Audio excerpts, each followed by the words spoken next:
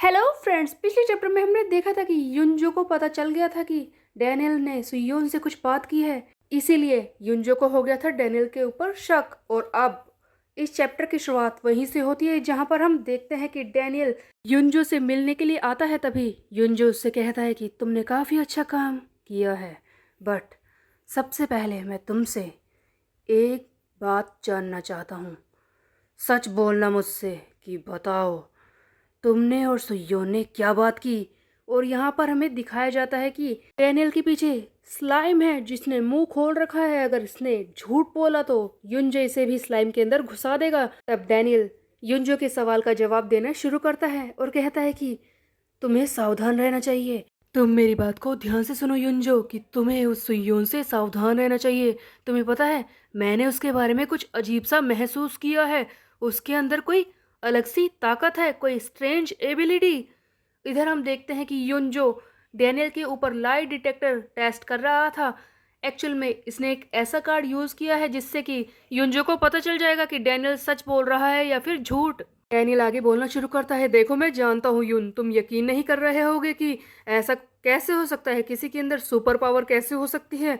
But सुयोन के बारे में कुछ तो अजीब है। उसके अंदर कोई ऐसी एबिलिटी है जिसे वो यूज करके हम सबको हराने की कोशिश करना चाहता है। सच बताऊं तो मैं इस बात से चिंता में हूं कि वो एक ना एक दिन हमारे लिए बड़ी परेशानी बन जाएगा। लेकिन अच्छी बात यह है कि इस वक्त वो इतना स्ट्रांग नहीं है कि हमें हरा पाए। युनजो का लाई डिटेक्टर टेस्ट पूरा होता है। उसका रिजल्ट सामने आता है जहां पर लिखा हुआ है कि डैनियल झूठ नहीं बोल रहा है।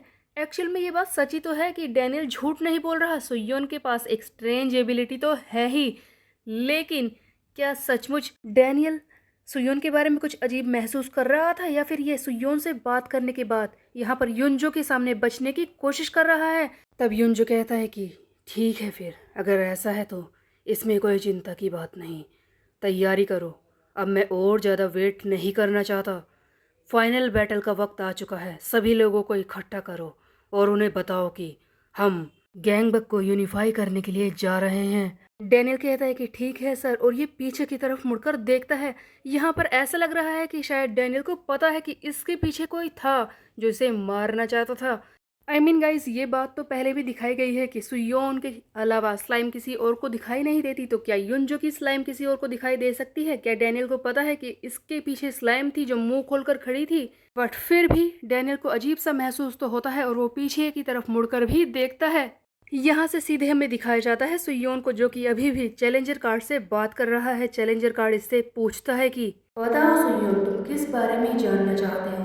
तब सुयून कहता है कि मुझे और ज़्यादा ताकत चाहिए, बताओ ये मैं कैसे पाऊंगा, और ज़्यादा पावर मुझे कैसे मिलेगी? इस पर चैलेंजर कार्ड जवाब देता है, मैं तुम्हें और ज़्यादा ताकत नहीं दे सकता और मैं तुम्हें सब कुछ पहले ही बता चुका हूँ। इसके आगे कोई पावर नहीं है। ये सुनकर सुयोन कहता है कि तुम ऐसा कैसे कह सकते हो? तुमने ही तो कहा कि मेरे सामने मेन क्वेस्ट है, सारी चीजें एंड की तरफ बढ़ रही हैं, मुझे ताकत चाहिए युनजो को हराने के लिए, गैंगबक को रीयूनिफाई करने के लिए, और तुम मुझे मना कैसे कर सकते हो, बताओ। तब चैलेंजर कार्ड कहता है कि देखो मेरी बात को ध्यान से सुनो, मैं तुम्हारी मदद तो करना चाहता हूँ, लेकिन सचमुच मैं तुम्हें सारी पावर्स दे चुका हूँ। लेकिन एक चीज है जिसमें मैं तुम्हारी मदद कर सकता हूँ, जो मैं तुम्हें बता सकता हूँ। ये एक छोटी सी टिप है, तुम्हारे क्रू मेंबर्स स्ट्रॉन्ग बन सकते हैं। इस पर सुयोन पूछता है कि क्या कहा? मेरे क्रू मेंबर्स और ज्यादा स्ट्रॉन्ग बन सकते हैं? लेकिन वो तो पहले ही अपने लिमिट तक पहुंच चुके हैं। इस पर चैलेंजर कार्ड जवाब देता है, एसेंडेड बोर्ड से आगे एक और चीज है जहां पर तुम्हारा क्रू मेंबर पहुंच सकता है, वो है ट्रांसेंडेंस। लेकिन मैं तुम्हें बता दूं कि सिर्फ एक ही क्रू मेंबर ऐसा है जो इसे पहले कर पाएगा। तब सुयोन कहता है कि क्या एक क्रू मेंबर, लेकिन वो कौन है? तब चैलेंजर कार्ड कहता है कि मुझे इस बारे में नहीं पता, लेकिन तुम्हें अपने क्रू पर विश्वास करना होगा। तुम्हारे ही क्रू का एक मेंबर खुद पर विश्वास करेगा, वो अपनी ताकत को अपनी लिमिट से आगे बढ़ाएगा और ट्रांसेंडेंस मोड को एक्टिव करेगा। उसके बाद वो तुम्हारे गोल को अचीव करने में तुम्हारी मदद करेगा सुयोन। जब चैलेंजर कार्ड ये सारी बातें बता रहा होता है कि सुयोन का एक क्रू मेंबर ट्रांसेंडेंस मोड में पहुंच जाएगा, वहां पर हमें दिखाया जाता है हेजुनगू, सुयोन की टीम का नंबर 3 रैंक का मेंबर हेजुनगू, जो कि सुयोन का काफी अच्छा दोस्त है, जो बहुत ही ज्यादा गुस्से में लग रहा था। हाई जिंगू बुरी तरह से बॉक्सिंग बैग को पीट रहा होता है। ये काफी ज्यादा गुस्से में होता है और उस फाइट के बारे में सोच रहा होता है। जब सिग्योंग रयू ने इसे और युग्युम को बुरी तरह से पीटा था, ये आसानी से हार गया था। तब हेजुन चिल्लाता है कि ऐसा क्यों, ऐसा क्यों, मैं इतनी आसानी से कैसे हार सकता हूँ, मेरी स्ट्रेंथ अभी भी कम है, ऐसा क्यों है, मुझे जीतना है। यहाँ से हमें दिखाया जाता है सुयोन के घर का एक सीन, जहाँ पर सुयोन आंखें बंद करके बैठा होता है और सोच रहा होता है कि चीजें अब अपने अंत की तरफ बढ़ रही हैं, फाइनल बैटल का वक्त आ चुका है। तभी हम देखते हैं कि कॉपी क्लाउड आकर सुयोन के ऊपर जंप करती है और कहती है कि मास्टर बताइए आप क्या सोच रहे थे, क्या हुआ आपके फेस को। तब सुयोन हैरानी से कहता है कि हाँ तुम, मैं तो बस युनजो के बारे में सोच रहा था, फाइट होने वाली है, तो बताओ तुम उसके बारे में क्या सोचती हो। इस पर कॉपी क्लाउड कहती है कि क्या कहा, आप फिर से उसके बारे में सोच रहे हैं, इतना आप उसके बारे में सोचने में टाइम वेस्ट करते हैं, आप मेरे बारे में क्यों नहीं सोचते, मास्टर बताइए क्यों नहीं सोचते। अब हम देखते हैं कि कॉपी क्लाउड कहती है कि ठीक है, अगर आपको उसकी इतनी चिंता है ना, तो मेरी बात को कान खोलकर सुन लीजिए, जब भी वो यहाँ पर आएगा मैं उसे खुद ही पनिश करूंगी, उसने आपको बहुत ही परेशान किया है ना मास्टर। सुयोन कॉपी क्लाउड की बात सुनकर खुश हो जाता है और कहता है कि तुम्हें ऐसा करने की ज़रूरत नहीं है, चिंता मत करो, मैं सब कुछ संभाल लूँगा, और जब भी ऐसा होगा वो युन जो सामने आएगा तो तुम बस एक चीज़ करोगी, तुम वहाँ से भाग जाओगी, मैं नहीं चाहता कि तुम किसी भी खतरे में पड़ो।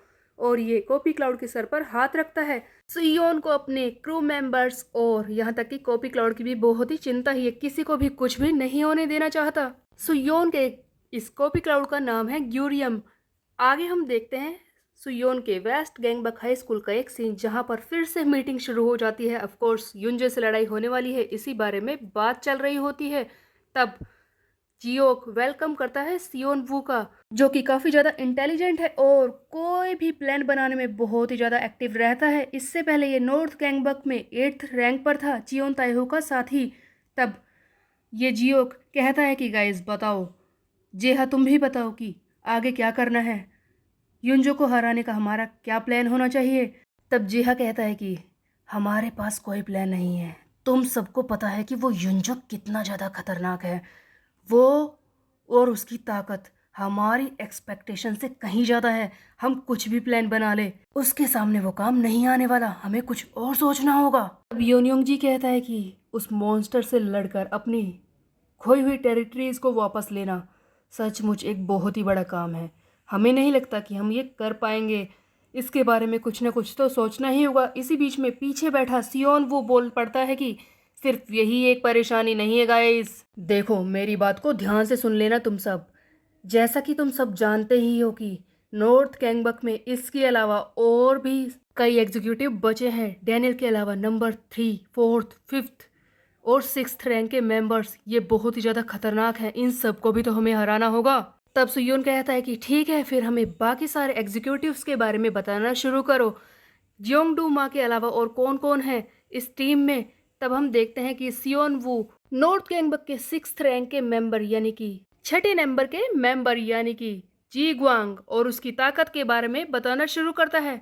6th रैंक के मेंबर का नाम है जी ग्वांग, जो बहुत ही ज़्यादा पावरफुल है। सियोन वो आगे बताता है कि देखो मेरी बात को ध्यान से सुनो, वो 18 साल का है, उसका वेट है 112 किलो, वो बहुत ही ज़्यादा खतरनाक है। उसके अलावा वो पहले सी चैन कैंग का ही एक जूनियर मेंबर था, उसके लिए बहुत ही ज़्यादा लॉयल रहता था। बट बाकी सब की तरह ही, जैसा कि तुम जानते हो, वो भी अचानक से युनजो को फॉलो करने लग गया। जी ग्वांग तो युनजो के लिए एक कुत्ते जैसा है, एक लॉयल डॉग जो उसके लिए कुछ भी कर सकता है। जी ग्वांग का लड़ने का स्टाइल है क्रैव मागा। सो गाइस, जी ग्वांग की ये लड़ने का स्टाइल यानी कि क्रैव मागा इजरायलियन मिलिट्री की एक मार्शल आर्ट है जो बहुत ही ज़्यादा खतरनाक होती है। तभी हम देखते हैं कि क्रैव मागा का नाम सुनते ही सभी लोग सुयोन और उसके साथ ही खड़े हो जाते हैं। तब सियोनवू कहता है कि क्या हो गया तुम लोगों को, क्या तुम्हें ये क्रैव मागा इतना ज़्यादा खतरनाक लग रहा था, हाँ? लेकिन सरप्राइज तो अब मिलने वाला था। सुयोन सामने फिंगर पॉइंट करता है और कहता है कि सियोनवू अपने पीछे देखो, क्या यही यही लड़का है ना जिसके बारे में तुम बोल रहे थे, यही है ना जी ग्वांग।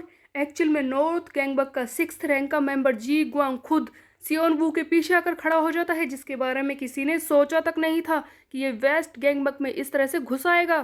तब होंग जी ग्वांग कहता है कि मैं तुम सबसे एक सवाल पूछना चाहता हूँ।